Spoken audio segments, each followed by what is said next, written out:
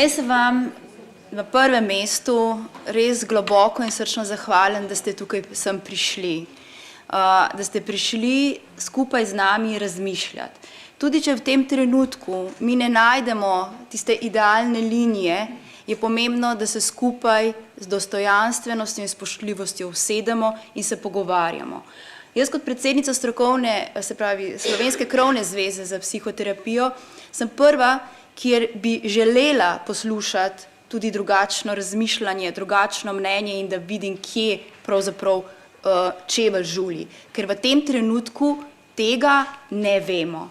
To, kar občutimo, je samo to, da je tam en debel zid in da na nek način se ne vidimo.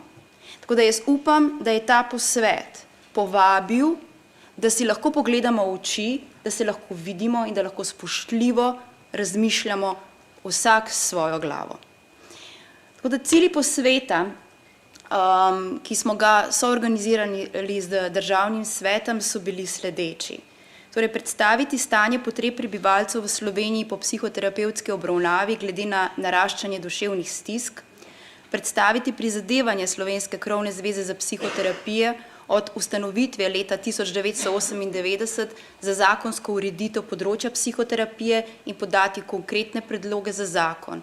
Ker pomembno nam je v Slovenski krovni zvezi, da nas ne prezrete, ker obstajamo. Psihoterapevti obstajamo in delamo. Predstaviti celoten nabor kompetenc za dodelitev naziva psihoterapevt, predstaviti seveda primere dobrih praks multidisciplinarnega dela psihoterapevta, psihologa ali klinična psihologa ter psihiatra, ter predstaviti vključitev psihoterapije v širši sistem, torej tudi v socialo, šolstvo, sodstvo in tako naprej.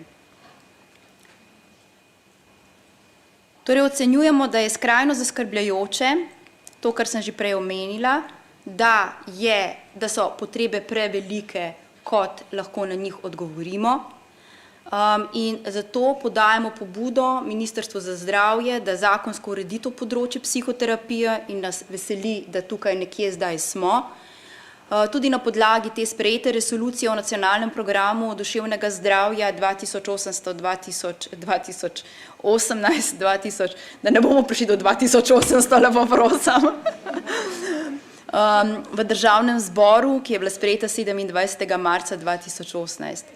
Podajamo pobudo Vladi Republike Slovenije in Ministrstvu za zdravje, da v zakonu o psihoterapevtski dejavnosti opredelita psihoterapija kot samostojni poklic in pogoje za dodelitev naziva psihoterapevt, s tem izobraževalne standarde, zahtevana teoretična znanja, strokovne kompetence in praktične izkušnje, da opredelita po vzoru zakonskih ureditev večjih evropskih držav dve poti za dosego poklica psihoterapevta, in sicer v obliki samostojnega fakultetnega študija psihoterapevtske znanosti ali v obliki specialističnega študija s strani Evropske zveze za psihoterapijo priznane psihoterapevtske modalitete po opravljeni predbolonjski, se pravi 7. stopnji oziroma 2. bolonjski stopnji izobrazbe.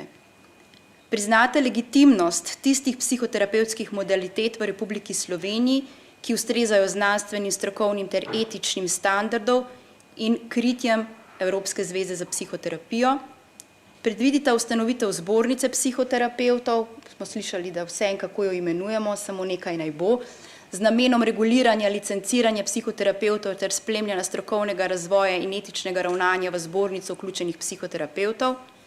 Predvidita načine financiranja psihoterapevtske dejavnosti, zagotovita skupnostni pristop pri krepitvi duševnega zdravja in tako prispevate k promociji duševnega zdravja, preventive in destigmatizacije na področju duševnih motenj. Omogočita dostopnost psihoterapije najširšemu krogu ljudi znotraj sistema javnega zdravstva in širše, kot je bilo rečeno, sociali, policiji, šolstvu in tako naprej.